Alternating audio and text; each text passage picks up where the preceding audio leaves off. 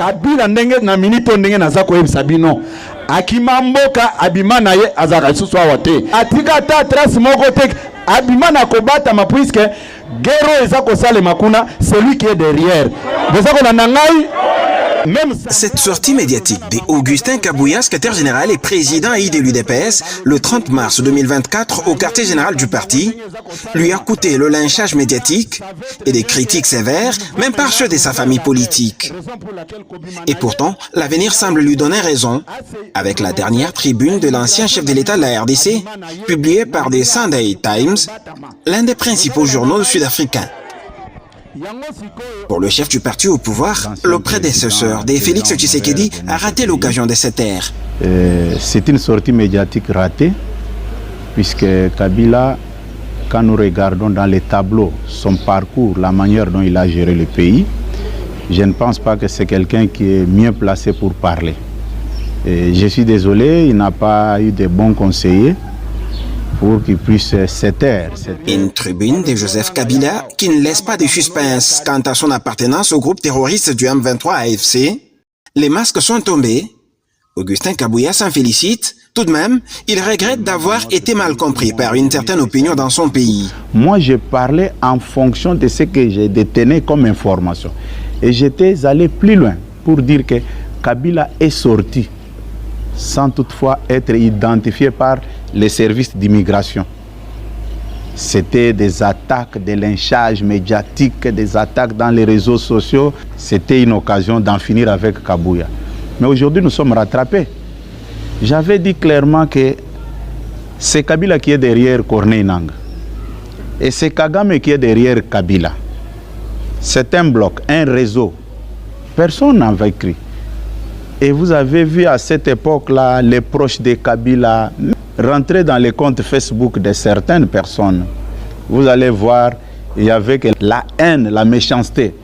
Comme la vérité venait de moi, les gens ne voulaient pas croire. Aujourd'hui, Kabila est sorti au grand jour.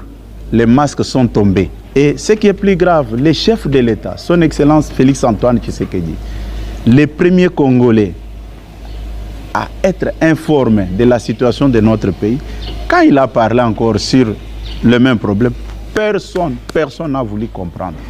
Et aujourd'hui, c'est Kabila qui apparaît au grand jour pour manifester son mécontentement. En effet, cette question se pose dans tous les salons, au regard des actes de violation des droits de l'homme ayant caractérisé le règne de Joseph Kabila à la tête de la RDC. Un rapport accablant, publié 1 an après les violentes manifestations contre Joseph Kabila. Des officiers supérieurs des forces de sécurité congolaises ont recruté au moins 200 anciens combattants du M23 en Ouganda et au Rwanda voisin pour protéger Kabila et étouffer les manifestations anti-Kabila. Le rapport de Human Rights Watch fait état de relations troublantes entre le gouvernement congolais et d'anciens combattants du mouvement M23, un groupe rebelle actif dans l'est du pays jusqu'à sa défaite par les forces congolaises en 2013. Ses membres avaient trouvé refuge en Ouganda et au Rwanda voisin. Selon le rapport, les anciens rebelles auraient été transférés en RDC en décembre 2016 et déployés à Kinshasa, Lubumbashi et Goma, où ils ont été intégrés aux forces de police, à l'armée et à la garde présidentielle. Leur mission, selon l'ONG, réprimer avec la plus grande violence les manifestations contre le président Kabila après son refus de quitter le pouvoir à la fin de son 2e mandat. Menée entre le 19 et le 22 décembre 2016, cette répression aurait fait 62 morts et des centaines de blessés. Est-il permis à un dirigeant comme lui d'accuser le régime Tshisekedi de tyrannique? Les plaies sont encore fraîches. Kabila doit dire merci à Félix Tshisekedi, un homme d'État, un homme qui nous avait tous prodigué des conseils de ne pas regarder dans le passé. C'est ça l'avantage de Kabila. Kabila ne peut pas parler de la démocratie dans notre pays. Est-ce que Kabila peut aller calmement dans la famille de Floribert Chebeya, Fidel Bazana, et dire ce qu'il avait dit là? Je dis que c'est la honte. Et quand il s'en prend même à la SADC, mais qui ne sait pas qu'en 1998, c'est grâce à la SADC, quand ses amis rwandais avaient pris le contrôle des barrages Linga et quelques provinces de notre pays, c'est la SADC qui avait fait échec à la coalition des Kagame, qui voulait à tout prix revenir, comme Mouzé disait, qu'ils ont goûté au miel.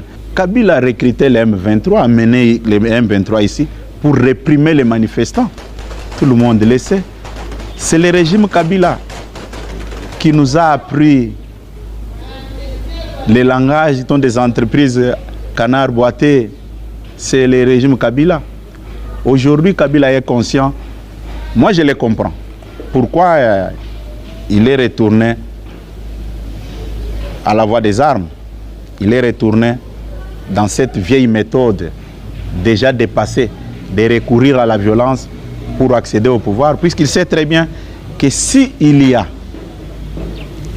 les élections libres démocratiques organisées dans notre pays, vu la manière dont ils ont mal géré les pays, dont ils ont mal géré la chose publique, personne ne peut voter pour eux. Lui avec son entourage, ils sont conscients. Moi je vous dis, au jour d'aujourd'hui, je me frotte les mains. Je suis très content. Et comme on dit, quelle que soit la durée de la nuit, le soleil finira toujours par apparaître. Kabila s'est caché. Moi, j'étais conscient. Il faut regarder comment est-ce que les proches de Kabila sont en train de sillonner, sont en train de chanter la victoire. Nous sommes là. Et je vous dis, ce n'est pas à un vieux singe qu'on apprend des grimaces. Ils doivent comprendre qu'ils ont affaire à un Tshisekedi. Ils avaient affaire à un Tshisekedi Étienne sans impérium, mais maintenant ils ont affaire à un Tshisekedi Félix avec l'impérium. Ça ne peut pas passer comme ça. Tout ce qu'ils montent de gauche à droite, croyant qu'ils vont arriver au pouvoir, ça ne passera pas. À noter, la sortie médiatique de Joseph Kabila, ancien chef de l'État de la République démocratique du Congo, intervient au moment où la pression de la communauté internationale monte contre le régime de Kigali. D'abord, je tiens aussi à féliciter son Excellence, Monsieur le Président de la République, qui a prouvé à la face du monde qu'on peut terminer une guerre par la voie diplomatique. Aujourd'hui, tous les prétextes que Kagame a avancés avec ses proches sont devenus des arguments non fondés. Sur le plan international, personne ne l'écoute, puisque tout ce qu'il avançait comme argument, on l'a piégé. Kagame disait que non, je me bats pour la sécurité du Rwanda, et les FDLR sont au Congo, ils représentent les dangers pour le régime de Kigali. Kagame est tombé dans son propre piège. Kagame arrive à Goma. Au lieu de s'arrêter, il va nommer des gouverneurs, puisque Nanga c'est un simple exécutant. Kagame va nommer des gouverneurs, on va voir la police rwandaise faire son entrée, l'armée rwandaise, 10 000 hommes arriver à Goma, sans présenter même un seul FDLR. Après les sanctions américaines à l'endroit de certains dirigeants au service du président rwandais Paul Kagame, c'est au tour de l'Union européenne d'infliger de lourdes sanctions au Rwanda et d'appeler au retrait des troupes rwandaises du sol congolais. Discutablement, le Sénégal va bien, même s'il a changé de président et que ce n'est pas tout à fait notre goût. La Côte d'Ivoire va bien, indiscutablement aussi.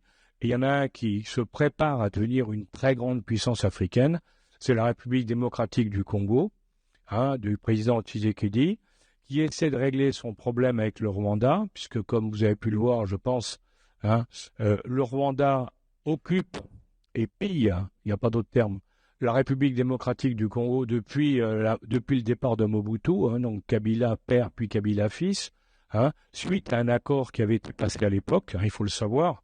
Ce qui s'est passé, c'était que quand Kagame a pris le pouvoir au Rwanda, il était aidé par les forces spéciales américaines, bien sûr, puisque c'était les compagnies minières américaines étaient derrière, et ils ont aidé le président Kabila, Joseph Kabila, à prendre le pouvoir au Congo. C'est-à-dire qu'après avoir pris le Rwanda, ils ont continué vers Kinshasa pour imposer Kabila. La contrepartie de la mise en place de Kabila au Congo, ça a été de donner les mines de tantal et de cobalt, de l'Ituri et du Nord Kivu au Rwanda. Donc le Rwanda a exploité pendant des dizaines d'années les mines qui étaient dans cette zone-là.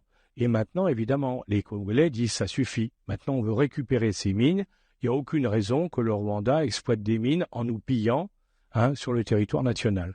Donc c'est ça l'histoire de ce qui se passe aujourd'hui, la guerre là-bas qui est terrible, parce que je vous signale que on parle des guerres, nous, la guerre au Moyen-Orient, la guerre en Ukraine, mais il y a beaucoup plus de morts en Afrique, dans la guerre en Ituri, qu'il y en a dans les deux autres. Personne n'en parle. Ça pose problème. Personne n'en parle, et je le dis pour les dames de l'assistance, cette guerre a un triste record, d'après les spécialistes de l'ONU, ça triste record, c'est que c'est une guerre dans laquelle le viol des femmes est une arme de guerre, et on estime le viol des femmes à peu près actuellement à 500 000. C'est pas une. Vous voyez, donc c'est très grave et très sérieux. Alors, bon, je pense que Tshisekedi est en train de gagner, parce qu'il a maintenant l'appui de tout le monde, y compris des Américains. Ça, c'est très important. Les Américains ont lâché Kagame, parce qu'effectivement, ils disent que ça ne peut pas continuer comme ça. Donc, vous voyez, tout ça, c'est en train de bouger, si vous voulez. Je crois que j'ai fait pratiquement le tour.